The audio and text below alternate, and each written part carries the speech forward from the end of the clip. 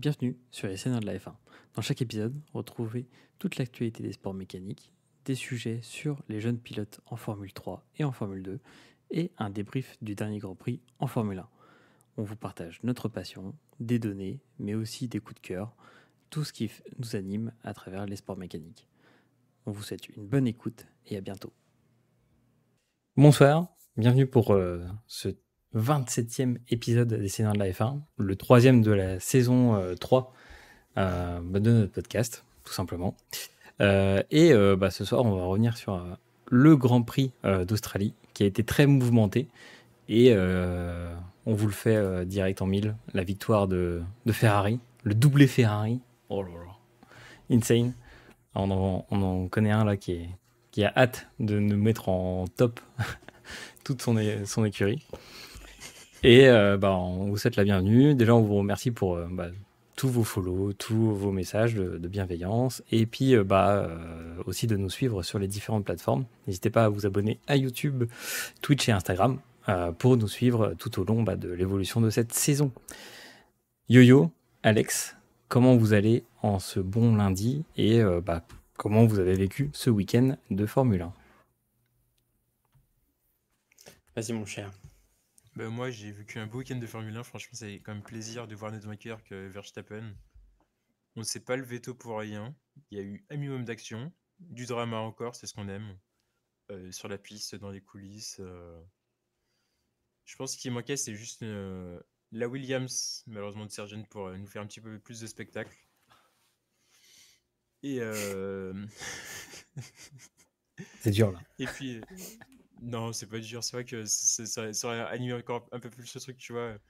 Le seul à pas réussir à dépasser Verstappen et crash avec Verstappen, et voilà quoi, c'est comme ça que ça serait passé. Et sinon, aussi un beau week-end en sport global, MotoGP, IndyCar, ça fait plaisir. Et la NASCAR aussi, j'ai regardé la NASCAR. Alors, je ne pourrais pas faire un débrief complet parce que je n'ai pas tous les pilotes, mais c'était sur Road America et franchement, les limites de piste, la FIA se tirait les cheveux si vous voyez ça. Ah ouais, la NASCAR quoi. Ouais, t'es chaud. Mais rappelez que la course de IndyCar que t'as vue, c'est en dehors du. Ça compte pas pour le championnat. Hein. Non. Tant La mieux. NASCAR, c'est un circuit routier aussi. C'était pas un ovale, c'était un vrai circuit de Road America. On connaît en F1, donc c'est pour ça que j'ai regardé. Sinon, j'aurais pas regardé. Bon, c'est le moment de demander au grand vainqueur du week-end, Alex. Effectivement, voilà. Je remercie tout d'abord Monsieur Vasseur, sans qui rien n'aurait été possible. Je remercie notre cher Sainz qui a bravé son appendicite pour aller chercher la pole position, la victoire en Australie. Et puis, on a eu quand même tous les ingrédients pour passer un super week-end. On a eu du soleil, on a eu des téléspectateurs, on a eu de la F3, de la F2, du V8, de la F1. On a eu une Red Bull dans le tas. Voilà, tout est fait pour passer un bon week-end. Voilà, je vous invite fortement à aller sur Twitter et à aller sur le compte de Alpine et voir que même Alpine a dit « Oh là, on a réussi à dépasser Verstappen. Ce sera la seule et unique fois de la saison, à mon avis. » Voilà. Ils ont tous les ingrédients étaient là. Le double overtake. Hein. Exactement. Et du coup, je rejoins Yo-Yo. C'est dommage que la voiture de Sargent n'aurait pas été là parce que du coup, ça aurait été pareil côté Williams. Les deux Williams auraient pu dépasser Verstappen. Voilà. Ouais, la seule fois. Dommage. Ça, c'est la base. Et un petit anniversaire, Albon, quand même. Joyeux anniversaire. Félicitations. Bravo. Et tu as eu une super voiture pour ton anniversaire, celle de ton coéquipier. Non, en vrai, ce qu'il faut retenir, je pense que c'est qu'il arrive à l'amener à la 12e place alors que c'est la voiture de Sargent. Donc ça veut dire que pour une fois, on peut pas dire que le problème c'est la voiture, c'est pas le pilote. Le problème se situe entre le volant et les pédales, je pense. Et voilà. Et quand même, voilà, entre le volant et les pédales, mais plus aussi une partie plutôt basse, en dessous juste de l'appendicite de Sainz, tu vois, et un peu au-dessus de tes genoux, parce que c'est quand même un circuit qui en demande. Hein.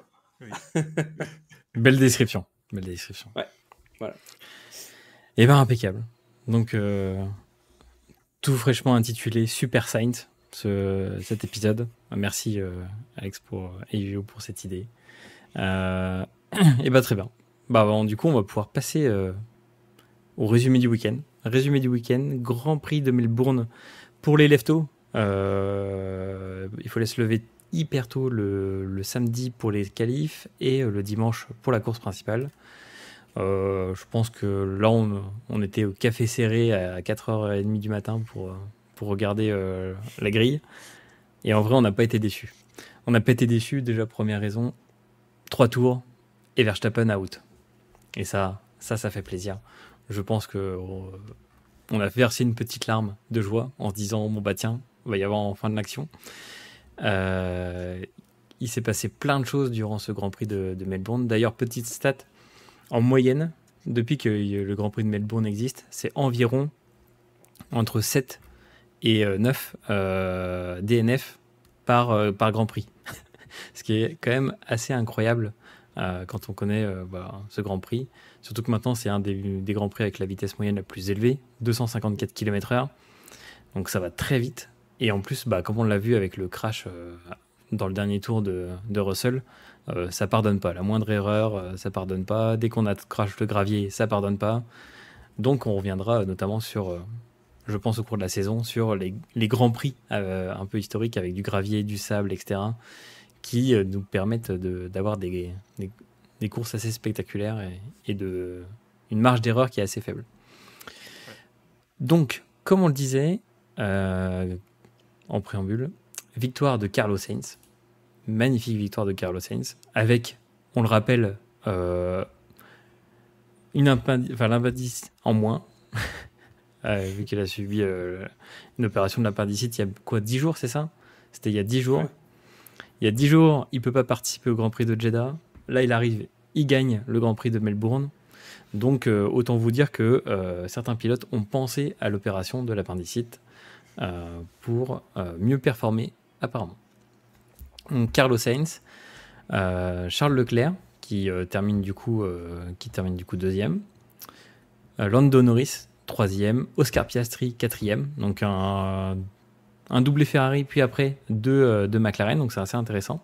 Sergio Pérez, qui malgré une voiture survitaminée, comme on a l'habitude, il termine cinquième. Et en vrai, ça a peut-être une contre-performance. Peut-être qu'il est dans vos loses du week-end. On verra ça. Lance Stroll, ça faisait longtemps qu'on ne l'avait pas vu ici. Il redécouvre ce que c'est d'être pas loin du top 5. Ensuite, Yuki Tsunoda, une grosse performance de Yuki. Qui commence à vraiment impressionner, je trouve, Yuki Tsunoda. Fernando Alonso, qui écope d'une pénalité de 20 secondes, qui se retrouve au 8e, parce qu'il a gêné Russell dans le dernier tour. Ça, on aura l'occasion, je pense, d'en reparler. Nico Hülkenberg, 9e, et Magnussen, 10e, les deux As dans les points. Et malheureusement, Albon, qui termine à la porte des points avec la voiture de Sargent. Donc, comme on le disait aussi en intro, ça montre que le problème n'est pas forcément la voiture. Quand Sargent termine à 20 secondes du 19e. Et tout en bas, on retrouve du coup 3 DNF, Russell, Hamilton, Verstappen. On souligne la grosse performance de Alpine, qui ne finit pas DNF, et qui est réussi même à terminer 13e avec Gasly. Donc voilà, franchement là ils sont en amélioration, on peut le dire. Je pense qu'ils ont des appendices un petit peu en trop. Mais ils avaient passé la Q2 et c'était quand même un énorme step avec Diocon. C'était. J'avais pas compris quand il est passé en Q2, il a gueulé dans son micro et je me suis dit, mais qu'est-ce qui se passe là? Il est pas content, etc. Et non, il a dit, ouais, on a réussi à passer en Q2. Je fais, La tristesse est là. La tristesse est là. Si jamais vous l'avez pas entendu, on vous recommande d'aller voir cet extrait où vraiment il y a. Ils explosent de joie. Il y a encore plus de joie d'être passé en Q2, donc en deuxième phase des qualifications, que Sainz de fêter sa victoire. Donc, faut peut-être s'interroger et doser côté Alpine. Voilà pour le classement de ce qui s'est passé ce week-end. Sur les pronos par rapport à il y a 10 jours. Alors, on avait tous vu la pole de Verstappen, sauf moi. Donc, super. Moi, j'avais vu Piastri. On avait tous vu la P1 de Verstappen. Eh ben non. Pour le coup, non. Donc là, on s'est tous fourvoyés. Pérez, c'était bien joué au lieu de tenter Pérez, mais c'est bien Leclerc qui termine deuxième, donc Ouais. on avait bien vu pour Leclerc, Alex. Et en P3, aucun de nous trois avait le bon, vu que c'était Norris. Et en DNF, personne n'avait le bon non plus. Donc en vrai, pour l'instant, il n'y a pas vraiment de vainqueur ce week-end. Maintenant, je vais vous demander vos tops et vos flops pour ce week-end à Melbourne. Qu'avez-vous pensé de ce week-end à Melbourne? Quels sont pour vous les tops, les flops? 3 chacun ou plus, si vous en avez plus. Yo-Yo, je veux bien entendre tes 3 flops et 3 tops. Alors, top, Ferrari. Et je dissocie bien Sainz et Ferrari. Parce que Ferrari, ils ont fait un week-end quasi parfait. Ils ont... La pole, ils auraient pu aller chercher, je pense, avec une bonne stratégie. Quand tu vois que Sainz fait le meilleur tour en Q2, je pense qu'il aurait dû avoir une petite stratégie avec Leclerc pour se donner la spi sur la Q3 pour aller chercher la pole. En course, pour une fois, ils ont eu une bonne stratégie. Je me suis dit, quand j'ai vu que Sainz était premier, je me suis dit, faut pas qu'ils gâchent tout avec leur stratégie. Et à un moment, je me suis dit, Leclerc va undercut Sainz, alors que pas du tout. On n'a pas eu de drama. Et puis rapidité d'exécution aussi, ça fait un petit moment maintenant qu'on n'a pas vu une Ferrari se tromper dans son arrêt au stand. Plus rapide que Red Bull. Je crois qu'ils ont fait le fastest à Rennes, donc top de ce côté-là aussi au niveau Ferrari. Et après, je mets Sainz, bien évidemment. Pilotage parfait pendant tout le week-end. Rien à dire. Et puis McLaren, qui revient. Alors, mine de rien, la petite McLaren, elle était déjà là en fin de saison. Mais la continuité de la saison dernière, ça poursuit tranquillement son petit bout de chemin. Les voitures sont performantes, les pilotent bien aussi. Donc, si ça continue comme ça, on peut aller voir, il y a une petite course, si un DNF de max, comme on a pu le voir ce week-end. Flop, la FIA. Excusez-moi. Alors, la FIA, pour plusieurs raisons. Déjà, la course, la fin de course qui est assez lunaire. Alonso, maintenant, on n'a plus le droit de freiner. Alors, certes, il décélère, mais si t'es en GT, le mec voit les lumières s'allumer derrière, devant, au 24 heures du Mans, il n'y a personne qui crée au scandale.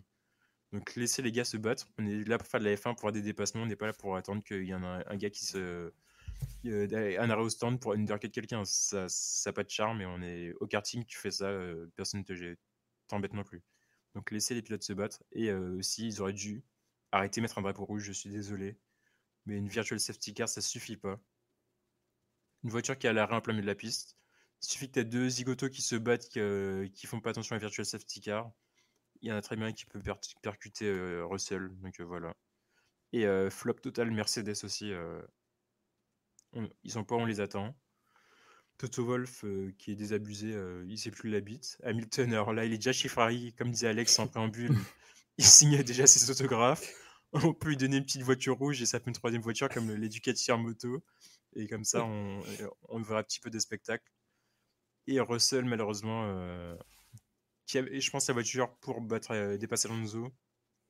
Et pour se battre, en tout cas, pour se battre dans le top 3, top 4. Et lui aussi est un peu perdu aussi. Même si, à l'heure actuelle, chaque qualif, je crois que c'est 4 ou 5 séances de qualif, il est devant Hamilton. Donc, on voit quand même la différence des niveaux entre les deux à l'heure actuelle. Et d'état mental. Ouais. Ah, ça, tu fais bien de le préciser. Ok, merci Yo-Yo pour ce top et ses flops. Et dernière chose, Oui. y a un truc qui m'a un peu déçu. Comme tu le disais tout à l'heure, tu en parlais. Généralement, on a 7 ou 8 abandons. Et là, on a eu 3 abandons.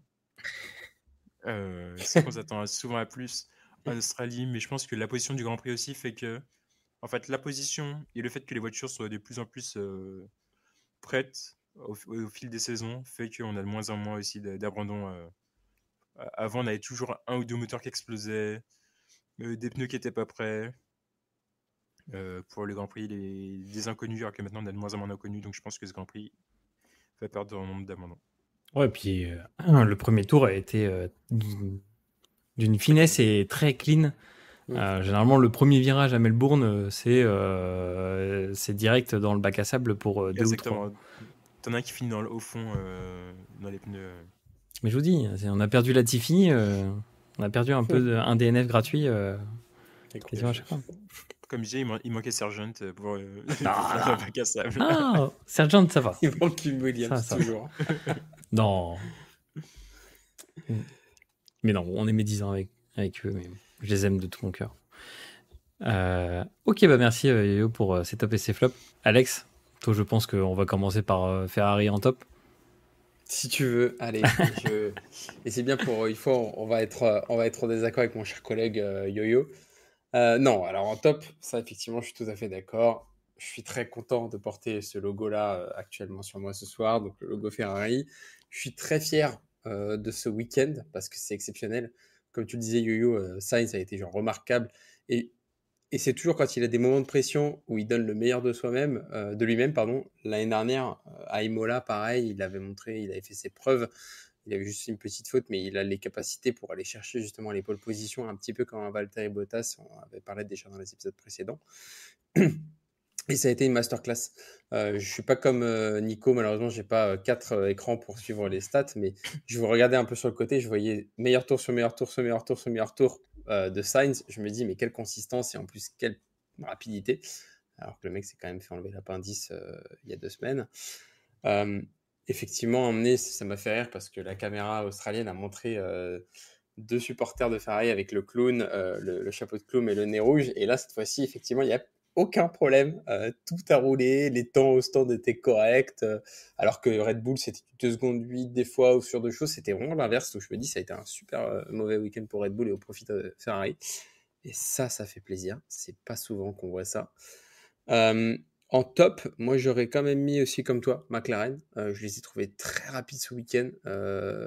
Franchement, Nico, bien joué pour avoir mis un Piastri dans le top 2 parce qu'effectivement, là, on n'était pas loin. Et quand tu vois la vitesse à laquelle ils allaient ce week-end, c'était tendu. On a eu des belles batailles. C'était derrière Leclerc. C'était très bon.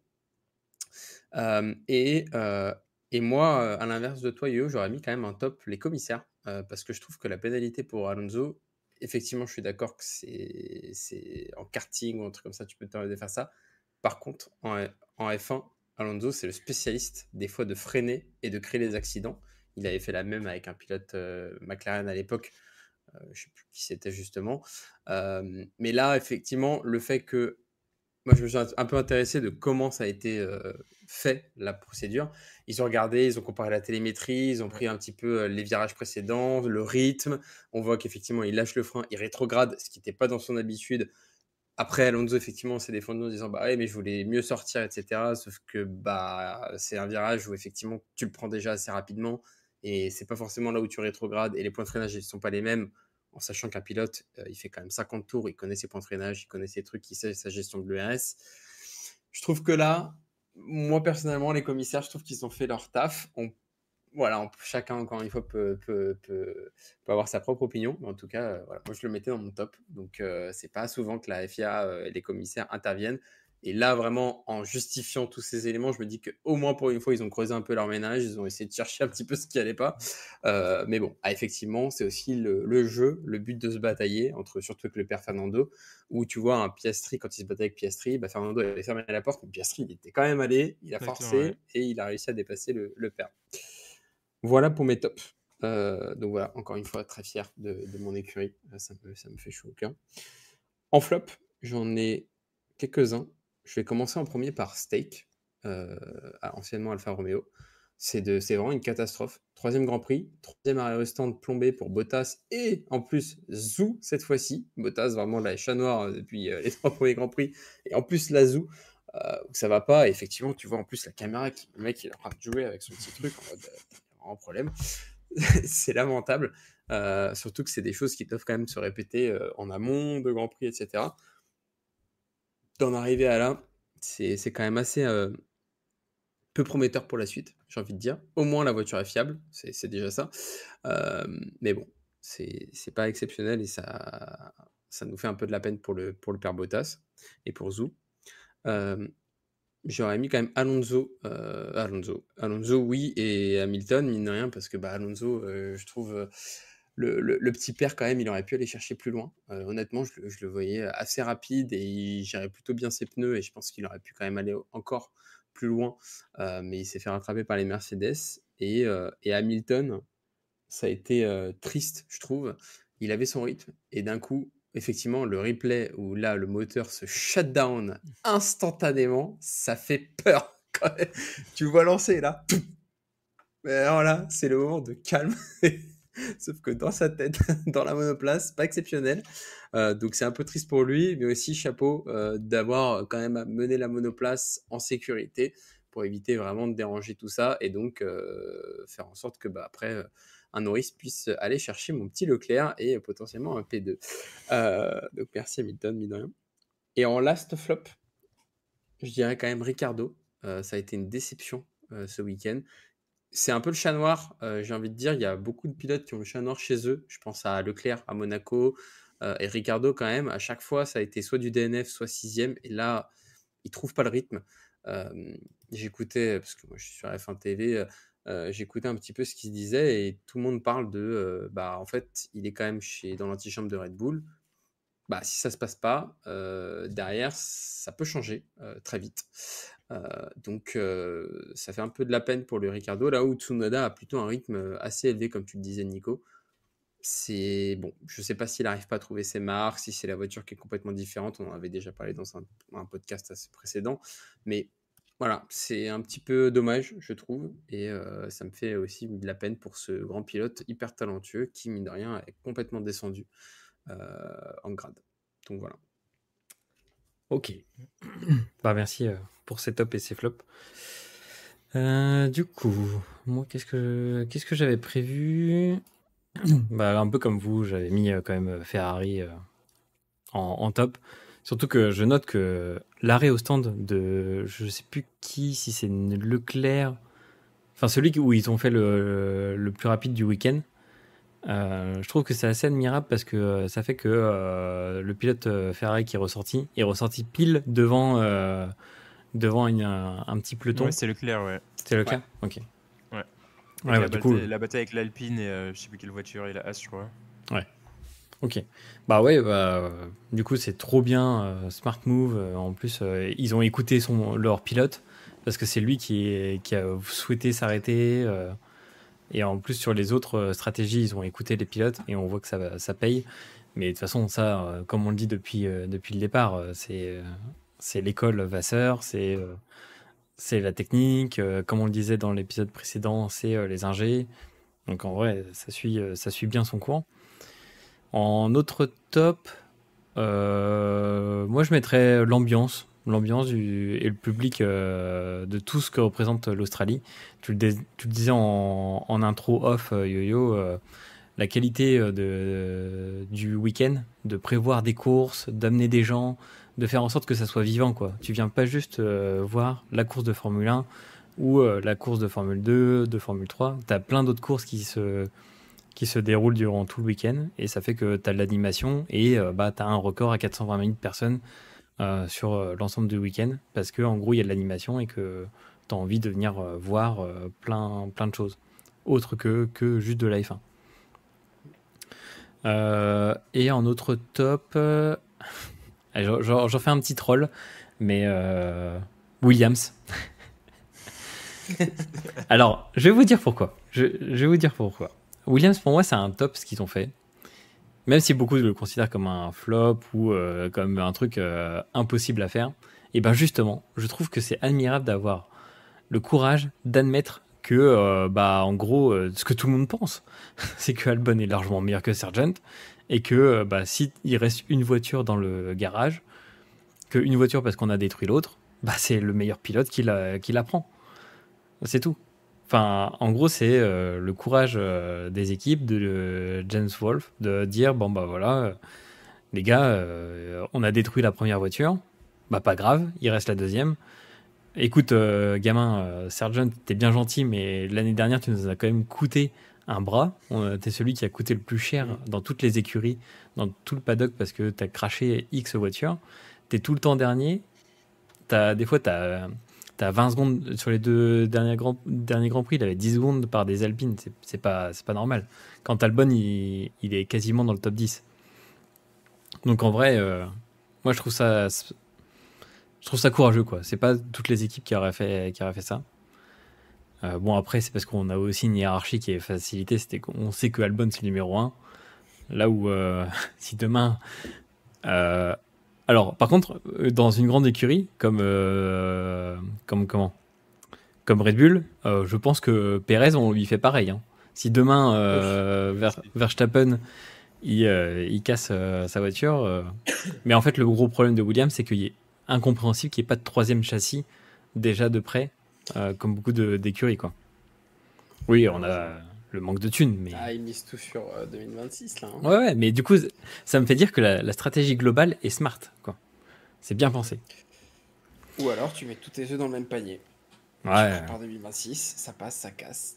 Ouais, 2026, ou même comme il y a peut-être des évolutions qui vont apporter cette saison, ils se sont dit on fait 3-4 Grands Prix avec ce châssis-là, et par la suite on apportera des évolutions, donc ça sert à rien d'en avoir plusieurs.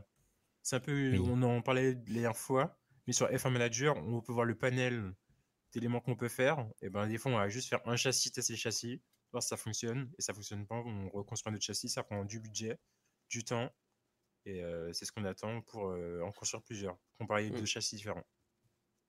Ouais, non, mais c'est sûr. Enfin, ouais. Voilà, je le posais là. Parce que on a beaucoup parlé. Ou alors, tu as une suite logique de voilà, il n'y a plus d'argent, 2026, 2026, Williams déclare faillite, Andretti arrive, et hop, voilà, c'est la suite logique peut-être. Non, laisse-moi le nom. Moi, il me faut le nom, Williams. Il faut que ça résonne. Du coup, dans les flops, pour faire rapide, je pense que je mettrais Pérez.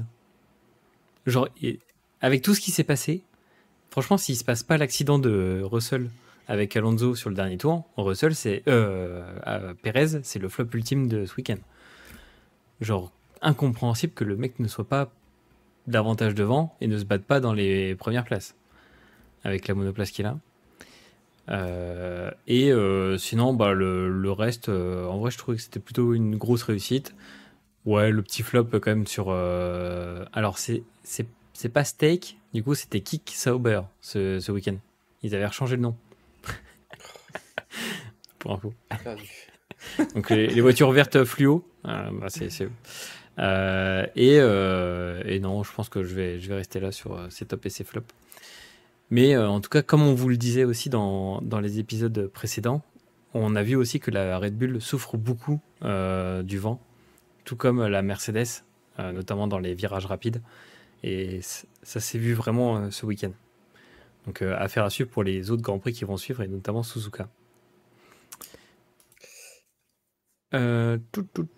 Si on passe du coup au classement général, et ben qu'est-ce qui se fait au classement général ? Ça fait Max Verstappen premier avec 51 points malgré son abandon ce week-end. Charles Leclerc 47 points, 4 points derrière Verstappen. Pérez 46 points, Carlos Sainz 40 en plus Carlos Sainz malgré l'appendicite plus un Grand Prix manqué. Norris, Piastri devant Norris, Alonso, Russell, Stroll, Hamilton, Tsunoda, Beerman, on va le nommer l'écurie Beerman. On a eu un moment, je crois que c'était il y a 2 ans quand on avait l'écurie Hülkenberg tout seul. Et tout en bas, la team à 0 points, on les connaît. Sur maintenant les classements par équipe, enfin par écurie, on a Red Bull premier avec 97 points, Ferrari deuxième à 93 points, c'est bien serré. McLaren à 55, Mercedes à 26 points. Bon, là, il commence à avoir un drop assez sévère. Aston Martin 25 points, Honda, donc on va mettre Red Bull Racing, Honda, Visa Cash, qui est à 6 points, As 4 points, c'est une belle perf. Et puis après, le gang des zéros, comme on aime les nommer. Sur le week-end, il y avait aussi F2, la F2 et la F3. Donc sur la F2, la sprint race, donc la course plus courte, a été remportée par Roman Stanek, le Tchèque, et la course principale par notre formidable Français, Isaac Hadjar. Félicitations à lui, et ça nous fait dire que peut-être que Pérez, on pourra le virer au profit d'un petit jeune pilote comme Hadjar. On sait qu'il...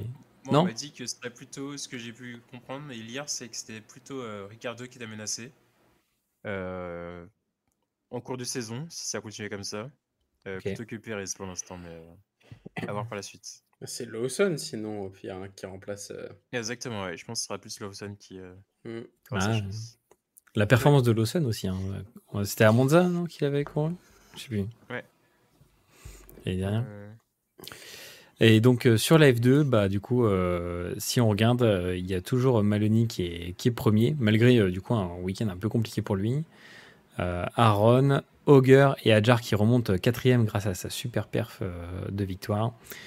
Donc là aussi sur la F2, affaire à suivre. Victor Martins qui est en grosse difficulté cette année, à voir comment il va pouvoir se ressaisir dans quasiment 2 mois. Et voilà. En F3, Martinus Stenshorn qui gagne la sprint race et en course principale, Beganovic qui gagne la course principale sur Prema. Donc pareil, la F3, si jamais vous connaissez pas, c'est quand même ça se bataille vraiment dur et ça envoie des gros virages, des grosses vitesses, un peu en mode karting. Donc on vous encourage à suivre tout ça. Et sur la F3, bah, du coup, qui c'est qui est premier? C'est Browning en première place, à égalité avec Fornaroli et Gabriel Emini qui est troisième. Donc en vrai, ça se dispute pas mal. Affaire à suivre, comme on le dit souvent, pour la F3 et la F2. Bah, merci messieurs pour ce petit récap du week-end. Est-ce que vous aviez un dernier mot sur ce week-end? Et est-ce que vous avez été content de retrouver enfin un Grand Prix avec des gens, avec du public? Parce que les premiers Grands Prix, c'est pas forcément ça. Ouais. Moi, je suis content, mais je suis un peu déçu. Alex parlait de F1 TV Pro. Et donc, il y a encore l'application, j'imagine, avec l'abonnement. Et Canal devait sortir justement F1 TV Pro pour ses abonnés. Et ce n'est toujours pas le cas. Et on parle d'une communication qui est comme catastrophique parce que ces gens qui ont lancé Canal pour leur demander où c'en était, ils ont dit que c'était pas encore disponible. Ouais. Et c'est Non, vrai que moi, je suis bien sur mon FATV Pro. Et en plus, le plus drôle, c'est qu'il y a eu cet élément-là. Et j'ai eu la confirmation de mon prélèvement à ce moment, pendant le Grand Prix. Donc, je me suis dit, voilà, c'est vraiment le comble, quoi, du week-end. Mais c'était bah, sympa. Et bon, ouais, je l'aime bien. C'est Gaëtan, c'est ça. ouais. Gaëtan Ouais, Vigneron, je l'aime. si vous ne Je l'aime connaissez bien. pas, c'est le commentateur officiel de F1 TV qui en fait F1 TV reprend le flux. Enfin, c'est plutôt la RTBF qui reprend le flux de F1 TV. Et du coup, c'est le commentateur officiel belge pour la F1. Et il est exceptionnel. Il est exceptionnel parce qu'il a plein de fun facts en dehors du scope de la F1 sur, voilà, je sais pas, bah là, l'hélico ce week-end, c'est ça, et, et il te dit, ah mais j'ai croisé des trucs dans les paddocks, il m'a dit que machin, que bidule. Là, il disait, oui, j'ai un de mes gars qui m'a confirmé comme quoi, effectivement, il y a des discussions entre Mercedes et Verstappen, ça a avancé et que potentiellement Adrien Newey. Voilà, il y a toujours les petits trucs, les petits gossips, et j'aime bien sa façon d'être. Il a la pêche, et c'est toujours des petits fun facts qui font qu'un Grand Prix est moins rébarbatif, j'ai envie de dire, même si là, l'Australie, ça ne l'a pas été. Ce qui était pas arrivé depuis un moment, quand même, fallait le souligner. Et voilà. Et effectivement, il y avait Gunther Steiner cette fois-ci là, qui Oui. interviewait aussi chez Canal. Ça fait bizarre d'avoir des interviews de Gunther à croire qu'il va choper l'info et qu'il va les revendre à As.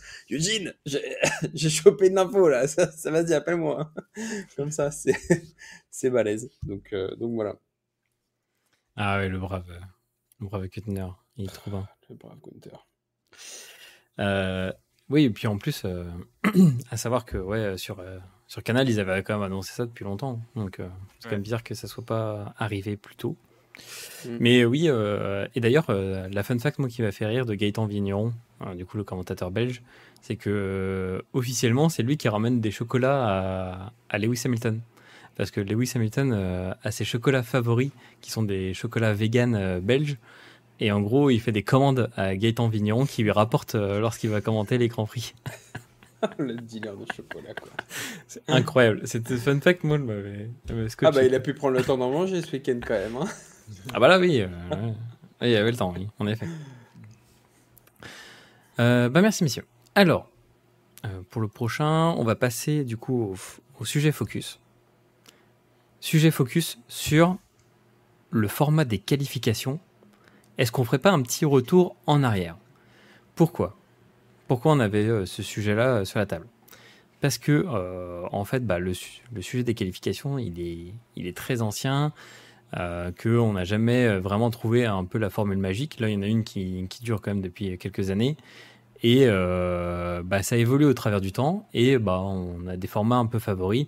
Et surtout que sur les qualifications, des fois, on peut se retrouver un peu à s'ennuyer. Parce qu'en ce moment, on va pas se mentir, depuis 2 ans, la recette est la même. C'est-à-dire qu'il y a du spectacle, mais à la fin, c'est toujours Verstappen qui gagne. Surtout la qualification.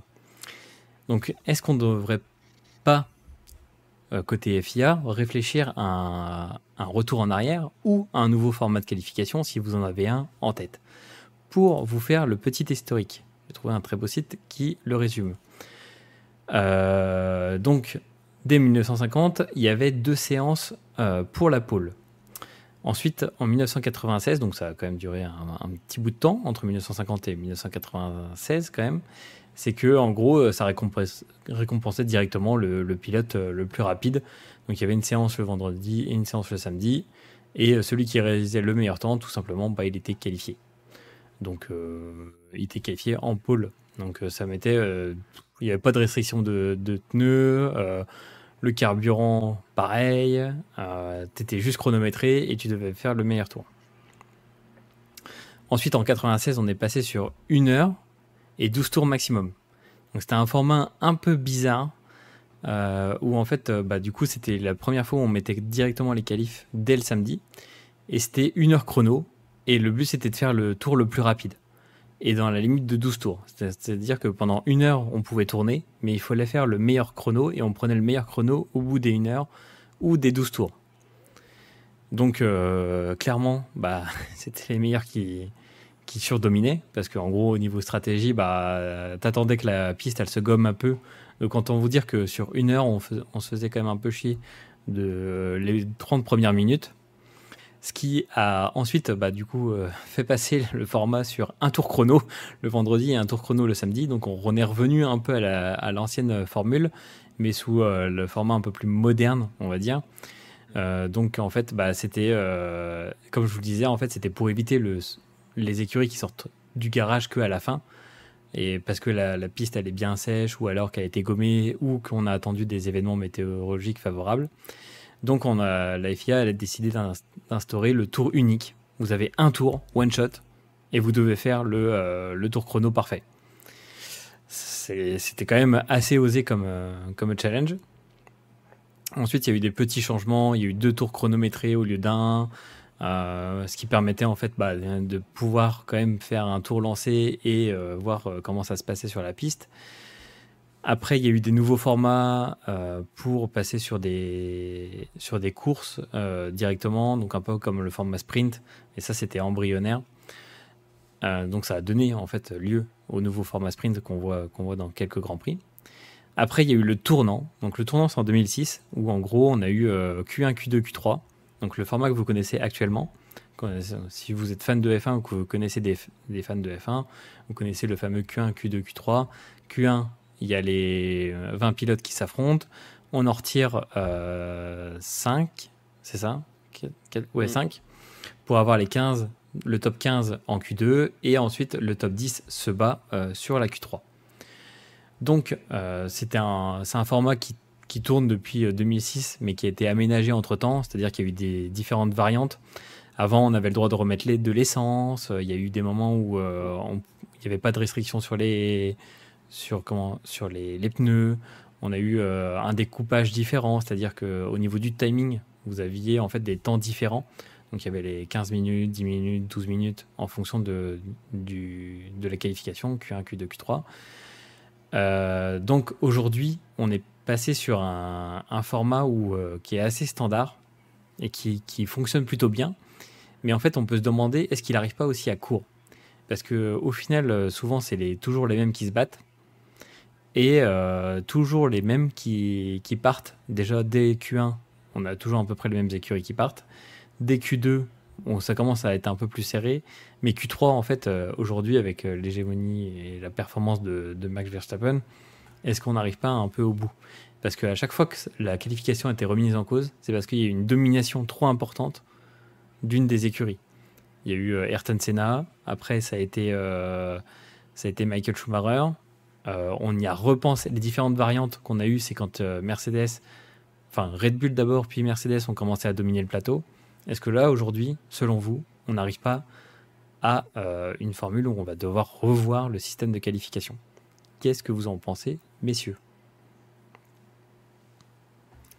Peut-être Alex? Ouais, moi je trouve que on pourrait jouer à faire des formats différents en fonction d'eux. On sait qu'il y a eu la sprint, on sait que voilà, il y a des choses qui sont faites pour essayer encore une fois d'amuser le public. C'est la F1 des temps modernes, j'ai envie de dire. Euh, Moi, je suis un grand partisan du one tour, Moi du un aussi. tour. Ça me fait un peu penser au F1, au jeu F1 où voilà, tu fais allez, vas-y, un tour, tu donnes tout. Est-ce que tu as fait ton setup? Non, mais bon, tu vas, tu donnes tout et c'est parti. La séance de voilà, 10-15 minutes, ça dépend avec le timing dégressif en fonction de la qualification, c'est pas mal. Moi, j'aurais bien aimé voir un format. Alors, je crois que je l'invente, hein, on est là aussi pour être un peu créatif et on est créatif chez les seniors. Moi, j'aurais bien aimé faire un autre format dans le sens où, justement les anciens formats, on parlait en partant du championnat, du classement championnat ou du classement constructeur ou de choses comme ça. Bah, en fait, moi, j'aimerais bien faire une séance de qualif où, en fait, effectivement, les voitures les mieux classées dans le championnat commencent en premier. Tu as qu'un tour où tu peux avoir peut-être 5-6 minutes parce que du coup, c'est des voitures où la piste n'est pas encore assez chauffée, mais donc du coup, comme c'est des voitures plus performantes et d'autant plus aujourd'hui que dans le passé, ça pourrait potentiellement rééquilibrer avec peut-être des voitures du bas de classement qui, peut-être dans un cas, partiraient plus tard avec une piste plus chaude, mais par manque de savoir, enfin de pilotage, etc., et de performance, seraient peut-être à équivalence avec un midfield. Et après, ce serait un départ complètement fou en piste. Voilà. Petite proposition, si jamais quelqu'un bosse à la FIA parmi nos chers téléspectateurs et auditeurs, voilà, on peut faire passer ce mot. Mais comme tu le disais, Nico, je pense qu'il y a un peu de temps de changer, de trouver quelque chose de plus innovant. Il y a eu là récemment, les éléments qui ont été tentés, c'est avec les pneus, voilà, faire Q3 en hard, Q2 en medium, Q1 en soft. Sauf qu'on change pas, encore une fois, le format c'est toujours les mêmes écuries, comme tu le disais, hein, qui sont dans le Q1 quasiment. Quelques petites surprises de temps en temps, mais la recette, c'est la même. Et donc, du coup, jusqu'à peut-être 2026. Donc, ça manque d'originalité ou de quelque chose qui ferait que, voilà, on est sur une autre base. Pourquoi Ok. pas un setup préfet, quelque chose comme ça, voilà, imposé parce que tout le monde peut régler un petit peu le format, mais avoir, je sais pas, imposer une hauteur d'aéro à l'arrière et peut-être régler ce genre de choses pour essayer d'avoir quelque chose justement de plus équilibré. Je ne sais pas. Ok, bah, à voir. Et toi, Yo-Yo, t'en penserais quoi de ces formats? Alors moi je suis comme Alex, partisan du un tour. Alors pour différents éléments, donc il y a l'aspect technique comme dit Alex, mais je verrais plus pas niveau classement, mais plus un tirage au sort en mode Royal Rumble comme au catch, où tu tires ton numéro et on te dit tu pars en qualif à cet endroit-là. Alors je m'explique pourquoi. Parce que le problème c'est que quand tu pars premier, admettons il fait beau, t'as de la chance, et par contre si t'es dernier à passer, t'as la pluie. Et là, faut t'as pas de chance pour les petites écuries qui se retrouvent malheureusement encore au fond. Et pareil, il peut très bien faire. Par exemple, on prend aussi les circuits où on commence les qualifs quand il fait jour et où on termine quand il fait nuit. Généralement, la température descend, donc ceux qui sont favorisés seront les premiers à passer aussi de ce côté-là. Mais pareil, partant du un tour, et aussi le fait qu'on puisse voir aussi tous les pilotes s'exprimer. Là, quand tu regardes la Q2, Q3, on va regarder les Verstappen, les Ferrari, les McLaren, mais tout le midfield et la fin, on les voit jamais à la télé. Donc je trouve ça dommage aussi. Ouais, c'est vrai. Puis en plus, ça pose la question. Tu parlais de la télévision et c'est pour ça que je rebondis dessus. C'est que ce qui se passe aussi dans le format actuel, c'est que là, ils ont essayé de prendre des mesures pour essayer de le réduire, mais souvent, tout le monde se lance vers la dernière minute, ce qui crée un bouchon. Et au final, en fait, il n'y a pas de suspense. Parce qu'en fait, il y a tellement de voitures que en fait, ça bloque le passage de tout le monde. Et en fait, il n'y a pas vraiment de performances qui sont obtenues. Et ça devient même dangereux, hein, surtout à Monaco, ce genre de choses, où là, c'est le bouchon assuré, et c'est plus dangereux qu'autre chose, quoi. Ouais. Ou alors un partisan de qualification sans DRS et sans électricité. Exactement, j'allais y venir justement, c'est ce que j'allais dire. Pas de DRS, parce que DRS, en fonction de l'aileron, on voit Red Bull gagner 20 km/h sur tout le monde. Et pareil pour l'électricité, one shot, sans DRS, sans électricité, et là tout se fait au talent. Ok, donc en fait, si on résume, on a le format parfait pour les seniors de la F1, ça serait un tour top chrono. Est-ce qu'on met un tour ou 2 tours ou des minutes? C'est-à-dire, tu as 3 minutes sur la piste pour faire ton tour, enfin, pour faire le meilleur tour. Ouais. Tu peux avoir un temps maximal de chauffe Ouais. sur la sortie des stands, Ouais. et tu t'élances. Exactement, ouais. Ça pourrait être pas mal, parce qu'aujourd'hui, ils doivent aussi respecter un temps quand ils reviennent derrière de je Ouais, sais ouais. plus combien de C'est secondes 110% après. du temps. C'est ça. Donc, Ouais. si ça existe déjà, autant en profiter, hein, j'ai envie de dire. Après, Nico, on t'entend aussi pour tes idées. Hein, Exactement, ouais. Ah, et alors, Ah, le sourire, ça y est, ça y est. Le padré. non, mais moi j'aime bien l'idée du tour chrono, j'avoue. Mais en gros, je serais pour un Battle Royale. En gros, pour moi, ça serait insane. Genre, la qualification, c'est un tour. Enfin, tout le monde fait un tour. Soit c'est un tour chrono et on élimine le dernier. Donc, du coup, la qualif, elle est quand même assez longue. C'est-à-dire que ça dure quasiment 1 heure. Où en gros, chacun s'élance l'un derrière l'autre. Et au fur et à mesure, le dernier, en fait, il perd. Il est classé à l'endroit où il arrive. Soit il y a ça, soit il y avait un format qui m'intéresse, que j'avais déjà lu quelque part dans un commentaire, je crois. C'était un format où en gros, tu as pareil en mode Battle Royale, mais genre en course sprint. C'est-à-dire que tu as une course. 2016, je crois. 2016, ils l'ont fait pendant 2 ou 3 courses. Ouais, si 2-3 ma courses. mémoire est bonne. Et ils ont arrêté parce que c'est vraiment n'importe quoi.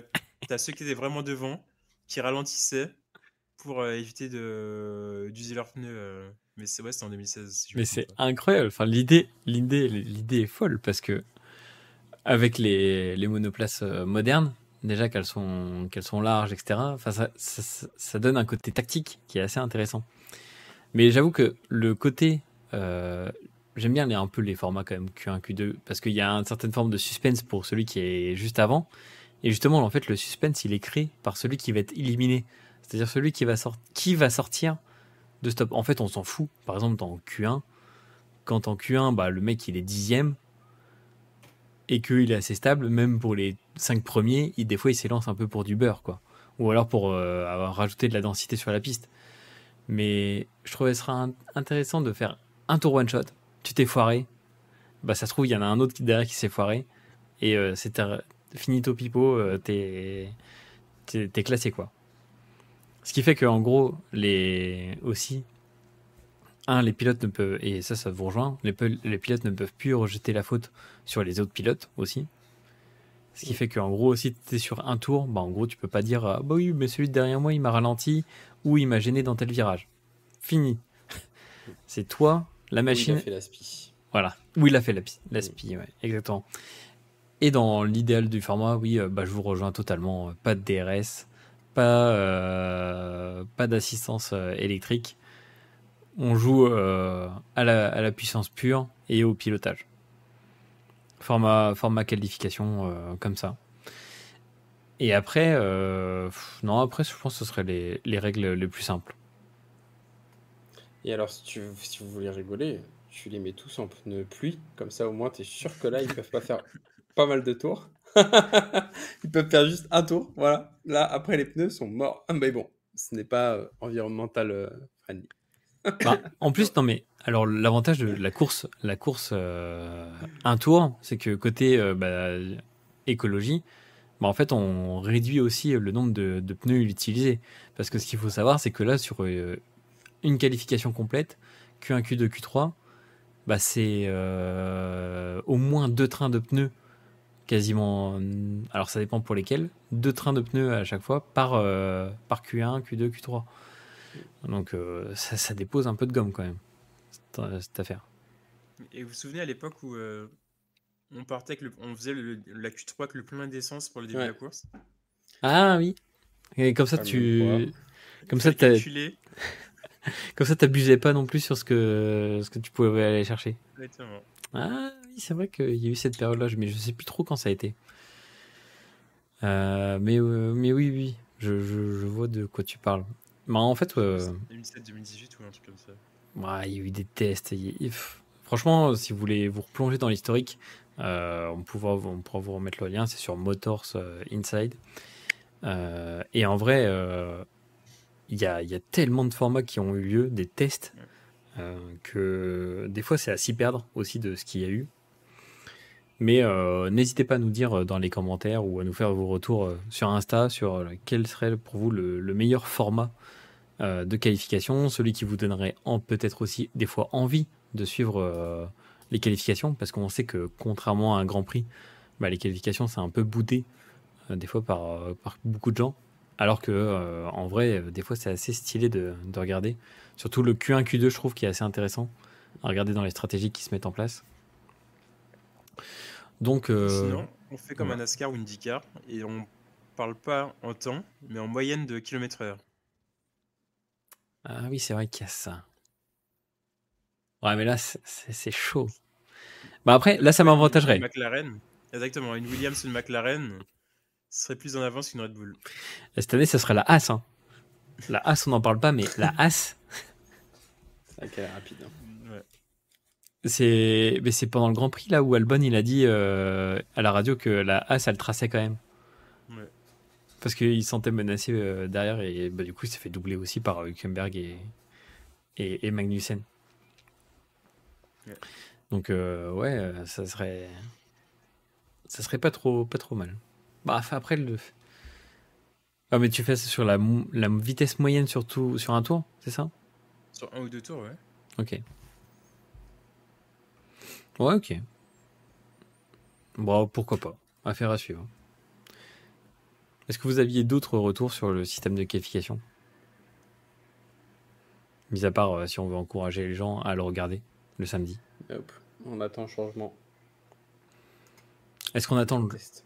le changement ou est-ce que du coup est-ce que la réponse avec la course sprint est selon vous un bon truc? Parce qu'il y a eu ça aussi à un moment. C'est qu'on fait une course intermédiaire pour identifier la qualification. Ça fait plus de mal qu'autre chose, mais après, parce que tu abîmes plus ta boîte, tu abîmes plus ta monoplace. Déjà qu'en plus, là, on rajoute des circuits. Ce qui est pas facile pour toutes les pièces moteurs, c'est dommage. Mais après, Ouais. voilà, point de vue personnel. Mais Je suis d'accord avec Alex, c'est quand tu regardes le MotoGP, aujourd'hui, tu as beaucoup de gens qui regardent les qualifs, la course, mais la course, le sprint, c'est vrai que tu t'y perds, tu sais pas quoi regarder de ton week-end, tu as trop de choses en fait, je trouve. Et même, ça perd comme le charme de la qualif en elle-même. Parce que la qualif, ce qui va compter, c'est ta course de sprint. Alors que normalement, justement, c'est le pilote le plus rapide sur un moment T qui donne le résultat. C'est vrai. Bah du coup, on en revient je pense que la conclusion ultime pour ce sujet focus, ça serait de dire bah si on a fait le tour du sujet, en fait la qualification, quand vous vous qualifiez quelque part, c'est que vous avez fait le meilleur quelque part et en fait c'est pas que vous avez fait le meilleur tour en Q1, en Q2, en Q3, c'est que vous avez fait one shot, meilleur tour ou sur un temps donné, le meilleur tour. Si on résume, c'est un peu ça. Parce que, en fait, ce qui nous fait mal aussi, et c'est pour ça qu'on a amené ce sujet focus ce soir pour vous, c'est que si on reprend le Grand Prix de Jeddah, qu'est-ce qui s'est passé il y a 10 jours à Jeddah? Bah, Leclerc a signé le meilleur tour sur le circuit en Q2, mais c'est quand même Verstappen qui a été qualifié parce qu'en Q1, c'est lui qui a gagné, qui a fait le meilleur tour. Mais même si ce meilleur tour était moins bon que celui de Leclerc en Q2. Donc, ça emmène quand même à débat, tout ça. Et bien, très bien. Et ben merci, messieurs, pour ce sujet focus. N'hésitez pas, chers auditeurs, à nous laisser vos commentaires pour élire votre meilleur format de qualification. Et si vous avez des idées ingénieuses aussi, J'avoue qu'il y avait déjà eu des idées comme le tirage au sort, mais pour le coup, en mode chance. Il y avait eu le format e-sport aussi, qui avait été Comme pensé. je sais, ouais. Il y avait ouais, le format on fait ça sur AI Racing et puis let's go. Donc, et où il y avait aussi l'histoire de inverser les voitures, c'est-à-dire que tu tirais au sort une voiture et c'était le pilote qui se qualifiait avec la voiture. Ce qui fait que, en gros, Verstappen tire une Ferrari, il fait exprès d'être 20ème, comme ça c'est la Ferrari qui récupère la 20ème place. T'avais des idées un peu farfelues comme ça. Donc voilà. Donc, amis de la FIA, si jamais vous nous entendez, on veut le retour du one-shot qualification. Eh bien, merci, messieurs, pour ce sujet focus. Ça va être le moment qu'on attend tous. Les pronos, mais juste avant, présentation du circuit. Dans 15 jours, ouais, c'est ça, dans 15 jours, on s'envole direction Suzuka, au Japon, donc du 5 au 7 avril, toujours du matin. Donc là, c'est bon, fini de régler le réveil à 5 ou 4 heures du matin. Là, ça sera du bon 7 heures du matin avec les croissants chauds et un bon café. Qualification à 8 heures du mat. Bon, si vous suivez les essais, c'est là où ça piquera peut-être un petit peu quand même. 4h30 du mat pour le practice 3 et le practice 1 et 8h pour le practice 2. Donc Grand Prix le 7 avril. Sur le Grand Prix de Suzuka. Grand Prix de Suzuka, une seule zone DRS, ce qui va être quand même à penser pour nos promos, c'est-à-dire que des voitures comme les Red Bull qui profitent énormément du DRS auront qu'une seule ligne de DRS, donc ça va être quand même assez intéressant de suivre. Suzuka, Grand Prix mythique avec des grands lacets et des énormes courbes à aller en pleine vitesse. On rappelle que les Red Bull et les Mercedes souffrent beaucoup du vent et que la Mercedes s'emporte un peu dans les virages rapides. Peut-être affaire à suivre pour les pronos. Premier Grand Prix en 1987, 53 tours, 5 km 8 de long, un tour record en 1:30 983 par Lewis Hamilton en 2019. Messieurs, qu'attendez-vous de ce Grand Prix de Suzuka avant de passer au prono? Est-ce que vous attendez une course intense, une course avec plein de DNF? Est-ce que vous attendez de la casse? Est-ce que vous attendez quelque chose en particulier? La pluie, comme chaque année, j'ai envie de dire. Même si c'est pas en octobre, on est quand même dans une saison où il pleut comme au Japon, donc on risque aussi d'avoir de la pluie dans 2 semaines. On gagne comme 1 heure, je pense que on l'oublie, mais on change d'heure la semaine prochaine. D'habitude, c'est en octobre, c'est au week-end où on gagne 1 heure, on dort 1 heure en plus, là on dort 1 heure en moins. Donc il faut pas oublier, faut pas mettre son réveil à 9 heures, mais à 8 heures comme tu le disais. Et sinon, ouais, des safety cars, comme il y a eu toujours. Il y a quand même une meilleure organisation de la part de la FIA. Tout à l'heure, Alex en parlait sur tout ce qui est Alonso, mais aussi sur les drapeaux, etc. C'est vrai que sous la pluie, ça a mal été géré ces dernières années. Si on pense encore à Gasly avec le tracteur sur le côté, ou même on voit quasiment rien, il faudra gérer avec la pluie. Et sinon, du spectacle, un circuit à l'ancienne, comme on adore. Donc, tout doit être réuni pour que Sainz gagne à nouveau. Oh, oh, oh, oh. Ça balance déjà le prono dans le prono ici. Alex, est-ce que tu attends quelque chose de particulier de Suzuka? Bah écoute, tu vois, je regardais la météo. Alors je vois que là il pleut, mais que ce week-end il fait 18 degrés et soleil. Donc je me dis, waouh, super. Et je vois que les prévisions, même si c'est pas possible dans 2 semaines, sont de la pluie et surtout des rafales à 40 km/h. Ah oui. Donc ça c'est bon ça. En sachant que Verstappen l'année dernière, il a quand même mis 20 secondes, hein, et que c'était Verstappen, ensuite le doublé McLaren, Lando Oscar et Charles Leclerc juste derrière. En sachant qu'entre Verstappen et Leclerc quatrième, il y avait quand même 43 secondes. C'est quand même chez lui. Mais je me dis qu'avec des rafales de vent, ça change tout. Ça change tout. Ça peut tout faire. Donc, je vois bien. C'est vrai qu'on fait nos pronos quand même 2 semaines à l'avance. Et il faut voir ce qui se passe. Ouais. Donc, je vois bien là, encore une fois. Ferrari, on top. Ah oui. Ça Ah oui, balance, de là les mettre premiers. Ouais. Cette fois-ci, là, je suis confiant. Ok. Bah, si jamais ça vous intéresse tout ce qui est données ou suivre en temps réel la météo, on vous recommande ce petit site qui s'appelle windy.com. Et en fait, dessus, vous pouvez avoir, bon, vous pouvez le faire sans vous connecter à un compte payant. Et en fait, dessus, vous avez en temps réel tout ce qui se passe en termes de prévision météorologique. Donc, accumulation du vent, radar, satellite, etc. Et souvent, je sais que je vous envoyais des captures d'écran de ce site-là pour vous dire, bon, bah là, dans 1 heure, il pleut. Et effectivement, bah, il pleuvait. Ce qui me force à dire, j'ai raté ma carrière d'ingénieur F1. Mais en gros, ça fonctionne plutôt pas mal et c'est assez précis.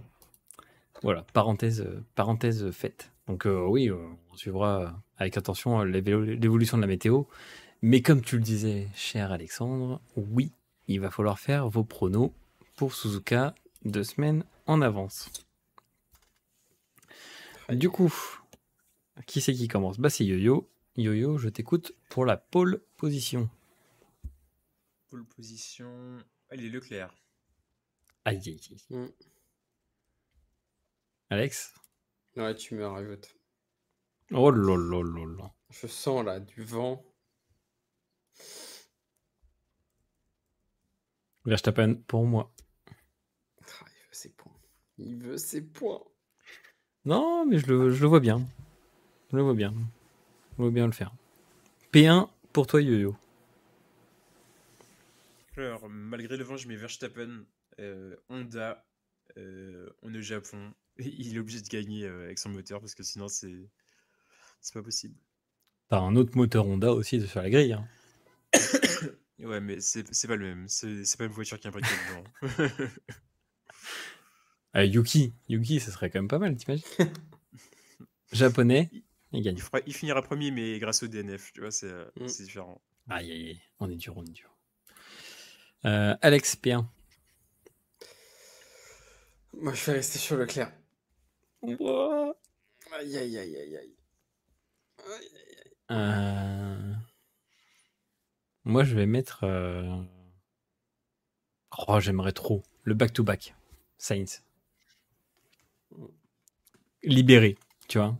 Le mec a quand même eu un gain de poids et donc du coup de vitesse. Hein, non, Non, mais il peut s'envoler là. En vrai, pour répondre, du coup, des fois aussi, il y a eu des questions qui ont été posées, c'est de se dire, bah, en fait, pourquoi il est si libéré que ça et pourquoi Ferrari le conserve pas. Mais aussi, ce qu'il faut savoir, c'est que quand tu es un pilote, que tu sais que tu n'as pas de baquet d'assuré l'année prochaine et que tu sais qu'au début de la saison, bah, t'as plus rien à perdre en fait. Donc, let's go, tu lâches les chevaux et il cabre tout seul, si on peut faire le jeu de mots. Mais oui, là, il a rien à perdre. Il est trop fort. Il a un organe en moins. Enfin, il est solide, le type. Et on en revient à ce qu'on disait lors du premier épisode de la saison, quand on disait le move très smart de Vasseur et de Ferrari, d'annoncer dès le début de saison qu'ils vont signer un autre pilote à la place de Sainz. Donc voilà. P2, Yo-Yo. P2, Sainz. Ok. Alors, attention, parce que t'as mis Paul Leclerc et pour l'instant, il est toujours pas...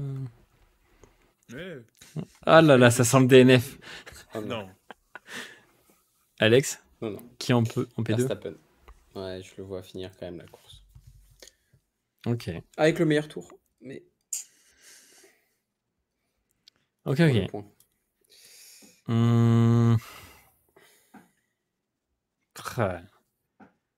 Ça me ferait plaisir de le mettre, mais... Allez, je le mets. Norris. J'aimerais trop. Ouais. J'aimerais trop le voir. J'aime trop voir le podium de ce week-end. Moi, il m'a fait tellement plaisir. Tu vois que c'est des types qui s'adorent et qui ont envie de partager. On veut ça. Yo-yo? Leclerc en P3. Sainz. Aïe, aïe, aïe. Mm. Oh putain. Pérez. Pérez pour moi. Ouais, je me tâtais aussi, mais je me dis que s'il pleut, je vois Sainz plutôt sur le podium. Ouais. Ouais, c'est pas faux. C'est l'âme du rallye.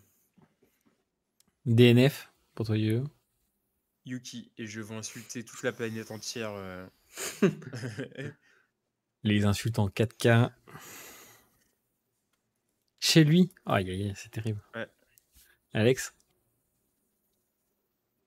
J'ai pas envie de jouer à la facilité avec le Williams, tu vois. Non. Parce que ça, c'est vraiment c'est même pas un quart de point du coup, tu vois, parce que ce serait trop facile. C'est Aïe, pas des aïe. nefs, là, c'est non partant, tu vois, c'est comme le cheval. Oui, qui c'est meurt, vrai. là. Oui, c'est vrai. Je vois bien une Mercedes, tu vois. Je vois bien un Russell, quoi. Russell. Une petite panne. Je lui fais, aussi, là. je fais la parenthèse comme ça, mais il faut savoir que le problème d'Alpine aussi, c'est qu'ils n'arrivent pas à tourner dans certains virages. Ah oui, On- mais en fait, c'est soit Russell, soit On remet, Stroll, tu on remet vois, vite fait comme ça mais- le visuel du Grand Prix de Suzuka. Le virage 11, complètement en U, où t'as quasiment pas d'angle. Ouais. C'est soit Russell, soit Stroll. De toute façon, Stroll, il faut qu'il tourne un peu la pelouse. Mais je suis d'accord avec toi sur Russell, c'est vrai que j'ai réfléchi aussi, je me dis, Hamilton il a pris le moteur. Russell, Mm. il va avoir un moteur à quelques tours en plus. Après, je Ça voyais pourrait quand être même bien aussi Hamilton, parce que là, Hamilton, il a quand même été souvent dans le gazon hein, en Australie, et ça lui ressemble pas du tout, quoi. Ouais. Surtout le virage 1, là, où il a tiré un Ouais. peu tout seul, Ouais. un peu droit. Mm. Avec un peu de vent, je me dis à 40 km/h, tu freines, la voiture, elle est pas... Ouais. Bon, en tout cas, moi, je vous mets Verstappen en DNF. Allez. Le back-to-back DNF et le back-to-back victoire. Je vous l'annonce, Verstappen, ça sera la pole. Leclerc, ça sera 2 en qualification. Leclerc, dans le virage rapide, arrive à rattraper Verstappen. Le double. Mais l'ego de Verstappen est tellement élevé qu'il se croit sur iRacing et il accroche Leclerc. Les 2 DNF. Les gens sur le chat, il n'y a pas quelqu'un qui sait comment on fait un clip, parce que j'ai envie d'enregistrer ça et de le ressortir. T'inquiète. Je ferai le clip, je vous l'enverrai. Vous pensez pas ça réalisable? Je sais pas, moi je vois juste un Verstappen deuxième parce qu'il a trop joué à iRacing le matin même et il est décalé pour la course. Ouais, Je me dis, non. s'il veut flex, il a qu'à faire de la première, enfin de la super Formula s'il y a un truc le week-end de Suzuka. Hein. Ouais. Non, mais je suis confiant. Ok. Mon équipe, je suis confiant. Et ben, partons sur ça. On verra dans 2 semaines si Mm. qui a raison et qui remportera peut-être le gros lot. Il n'y a pas que la F1 dans la vie, il y a aussi les sports mécaniques aussi. Qu'est-ce qui s'est passé ce week-end? Alors déjà, fantastique Grand Prix du Portugal en MotoGP. Pourquoi on l'a retiré de la F1, le Grand Prix du Portugal? Je sais vraiment pas trop pourquoi. Parce qu'en vrai, il est quand même assez stylé. Il y avait eu beaucoup de monde là pour le Grand Prix de MotoGP. C'est le record d'affluence. Je crois que c'était 125 000 personnes au total sur tout le week-end. Ouais. Et donc, la course principale qui a eu lieu dimanche, remportée par Martin. Bastianini deuxième et un super pilote. C'est son deuxième Grand Prix en MotoGP qui est Acosta et il est incroyable. Les dépassements qu'il a fait, il a quand même doublé les champions du monde en titre avec Bagnaia et Marquez. Marquez, ouais. Et il a doublé ces deux-là, mais d'une facilité, mais dans des virages en plus qui sont impressionnants. T'avais suivi toi Alex? le Non. Grand Prix MotoGP. Bah Yo-Yo, qu'est-ce que t'en as pensé toi du Grand Prix MotoGP? Alors moi, je me suis régalé du début jusqu'à la fin. Je pense qu'on a tous vu le crash gate entre Marquez et Acosta. Bagnaia. Bagnaia, ouais, exactement, Bagnaia. Incroyable pour moi. Bon, après, chacun aura son avis. Les fans de Bagnaia vont vous dire, ou les anti-Marquez plutôt vont dire Marquez a un tort. Et les gens comme moi vont vous dire Bagnaia a poussé Marquez par terre. C'était mémorable. On a eu une course aussi à un Martin qui a quand même eu peur, hein, même il a pris la distance à la fin, mais au début, je crois, les trois premiers finissent à 1 seconde 2 les uns des autres. Donc il y a quand même une certaine distance, il y a très peu de distance. Et puis on a notre cher Quartaro qui bénéficie des chutes, notamment la chute de Vignales aussi, suite à une panne qu'on ne sait expliquer. Il fait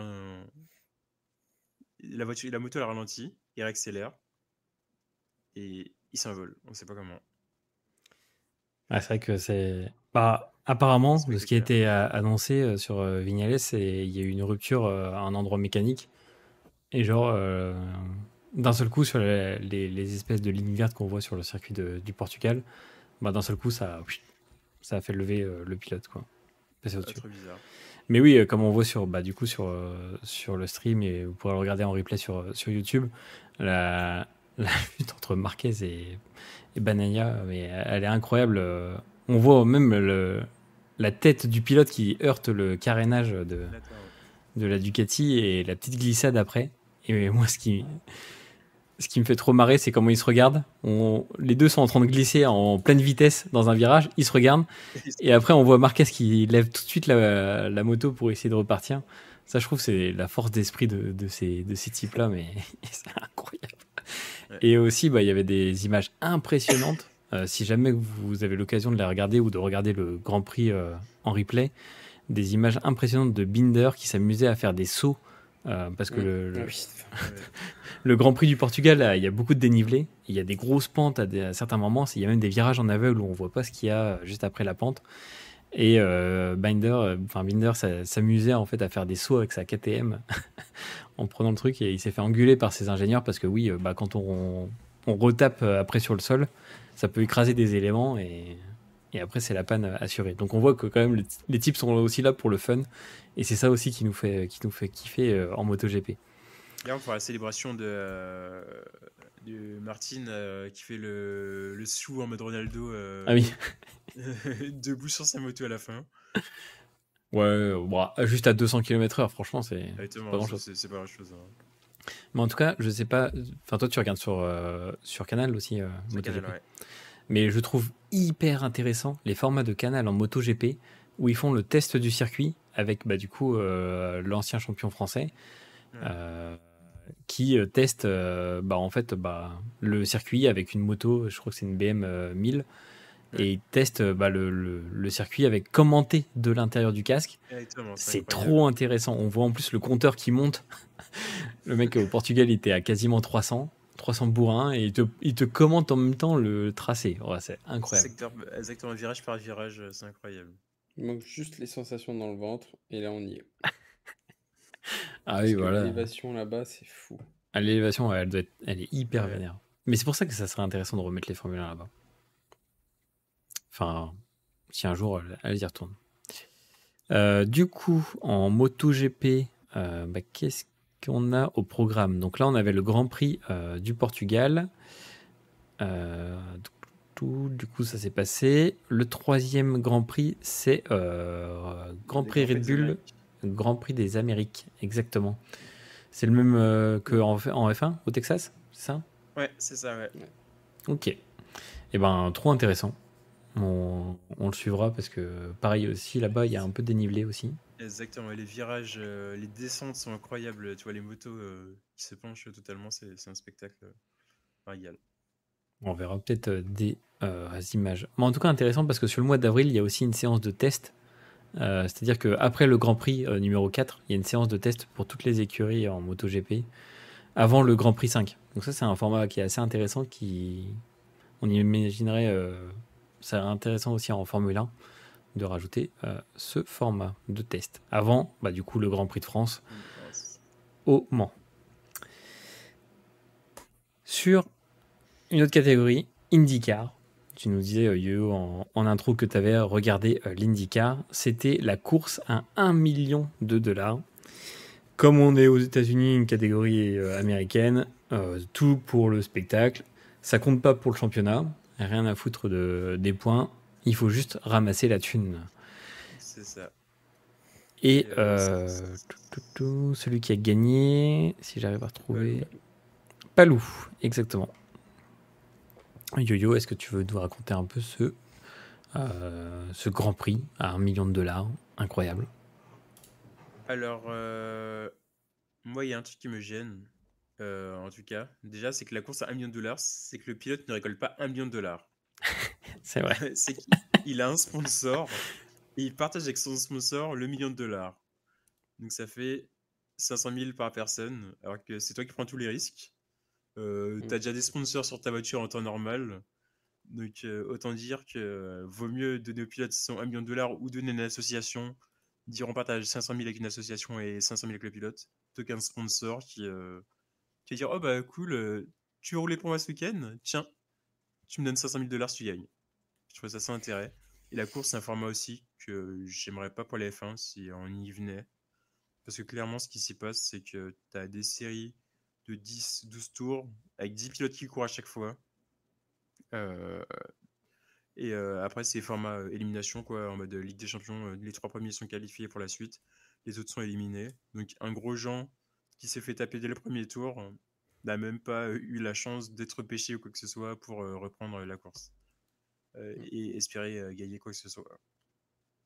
Et contrairement au mec qui l'a tapé, qui a pu continuer sa course et se qualifier pour le split suivant. Je trouve ça dommage. Sinon, l'avantage, c'est que c'est sprint, donc ça offre quand même des batailles. Et il y a le push to pass, donc certes qui n'est pas à 3 minutes, mais là qui est à 60 secondes, et qui permet quand même de se dépasser ou défendre sa place au moment souhaité. Donc ça, c'était cool, mais franchement, c'est pas j'espère pas qu'il réitère l'opération. Plutôt, vaut mieux faire une course comme un NASCAR, où tout le monde peut prétendre $1 million. C'est une course classique que plutôt d'attendre de faire un système de combat en mode Formula I, j'ai eu l'impression un truc qui fonctionne pas. Ouais, et puis comme tu disais, c'est quand même c'est très américain. Genre la course à $1 million, qui a gagné le plus? Est-ce que c'est le sponsor ou le pilote? Ça, on sait pas. C'est ça. Et oui, Grosjean aussi qui a, comme tu disais, qui a tout perdu dès le départ. Mais en plus, je trouve, au-delà de ça, c'est que tu vois l'élitisme aussi de cette certaine forme de catégorie, parce que ce qui est bien dans l'IndyCar, c'est que des fois, tu as des courses, la plupart du temps, en pleine ville, où tout le monde peut participer, etc. Et là, c'est en plein désert californien. Let's go, on envoie des grosses voitures qui vont se battre là-dedans. Ça fait un peu penser au karting, mais sans avoir l'esprit du karting, quoi. C'est pas un gros circuit en plus. Ouais. Hein. Non, c'est pas un grand circuit. Non. Ça me fait penser un petit peu, c'est un mélange entre la Race of Champions et mais pour les riches, quoi, en version américaine, choix américain. Ouais, c'est vrai. Ouais, pour ceux qui connaissent pas la Race of Champions, c'est bon, maintenant, ça fait quand même quelques années que maintenant c'est sur la glace. Exactement, ouais. Ça fait 3-4 ans, non? Ouais, c'est sur la glace. Ans, ouais. Et en gros, vous êtes sur la glace et let's go pour se battre sur la glace avec des catégories de voitures des fois complètement différentes. Des fois, on a des voitures électriques, on va avoir des voitures de rallye, etc. Donc, c'est assez intéressant, mais c'est vrai que du coup, il n'y a aucun public. Pour le coup, c'est tout en diffusion télé. Ok, c'est quoi la prochaine échéance côté IndyCar? Côté IndyCar, Grand Prix d'Acura Long Beach le 21 avril. Donc Long Beach, je crois que c'était celui-là où il y a on en parlait justement il y a 2 semaines avec le rond-point. Ouais, c'est ça. Exactement, le rond-point un peu difficile à prendre. Donc celui-là, il est assez intéressant. On vous encourage limite à le regarder. Je pense dans la saison, il y en a quelques-uns. On vous les mentionnera à chaque fois. Mais celui-là, il est pas mal. Ok. Merci Yuyo pour ce petit récap de l'IndyCar. Messieurs, on a terminé cet épisode. Merci pour vos commentaires. Merci d'avoir éclairé de vos lumières encore cet épisode. Et puis pour aussi vos pronos, vos sujets focus. Et on espère que Alex pourra repartir fièrement le Polo Ferrari, le prochain Grand Prix. Et qu'un jour Frédéric Vasseur viendra te le taguer de sa plume. Si on refait un Grand Prix de France, ce serait magique. Si on refait un Grand Prix. Après, le mieux, ça serait de l'avoir à Monza. C'est pas à Monza. Mais bon. Vu l'organisation de Monza l'année dernière, ça sera pas exceptionnel. Ah oui, c'est discutable. Mais après, tu pourrais aussi avoir la signature de Lewis, en plus. Ouais. Non. C'est mort. C'est mort. Je vais te l'offrir. La casquette Lewis. Raikkonen avant, tout ça. Ouais, Lewis en dernier. Raiko, elle doit être pas mal. Petit merch Raikkonen. Mais oui, du coup, on vous répète, Grand Prix du Japon. Pour terminer, Grand Prix du Japon du 5 au 7 avril. Ça sera... alors, c'est pas les temps qui sont affichés là sur le stream. On va se mettre en nos temps. Et du coup, ça sera à 7h du matin. Et comme vous le disait Yo-Yo, n'oubliez pas la semaine prochaine de régler vos montres. Parce que sinon, dans 2 semaines, vous allez oublier le départ du Grand Prix. Donc voilà. Merci messieurs. Merci à tous ceux qui nous ont écoutés. N'hésitez pas à réagir en commentaire, à mettre les meilleurs likes sur les vidéos. Et aussi, dans le sujet focus, on parlait des qualifications, à nous dire en commentaire quel sujet vous voudriez voir prochainement, mais aussi quel format de qualification vous souhaiteriez voir en F1. Et si vous voulez, ou auquel cas, une course à $1 million en F1, ça pourrait être intéressant. Pas de quoi faire tourner la voiture, quoi. C'est pas faux. Je crois qu'il faut répéter qu'un volant de F1, c'est 450 000. Ouais. Ça donne à peu près ça. Donc bon, si vous voulez investir, on peut ouvrir un Litchi ou un compte PayPal et on vous enverra la cagnotte. Après, ça fera un petit peu de budget pour Williams, ça fera peut-être un troisième châssis pour une course, on ne sait jamais. C'est vrai. Ouais, pas mal. Moi, je participe. S'ils ouvrent un Lydia, je participe, j'investis. Williams, c'est le sang. Bon, en tout cas, blague à part, merci messieurs. Et puis, on vous dit à dans 2 semaines pour débriefer de Suzuka, le Grand Prix japonais mythique, avec toujours des histoires palpitantes. Et en attendant, on vous fait des bisous et on vous souhaite une bonne semaine. Sayonara. Merci d'avoir écouté cet épisode des Sénats de la F1. S'il vous a plu, n'hésitez pas à le partager tout autour de vous et à le noter 5 étoiles sur votre plateforme de streaming préférée. On se retrouve bientôt pour un nouvel épisode. Pour rappel, Les Sénats de la F1 est un podcast 100% indépendant créé par des passionnés pour des passionnés ou des gens qui cherchent à en savoir plus sur le sport automobile et plus particulièrement la F1. En attendant, on vous fait de gros bisous et à bientôt.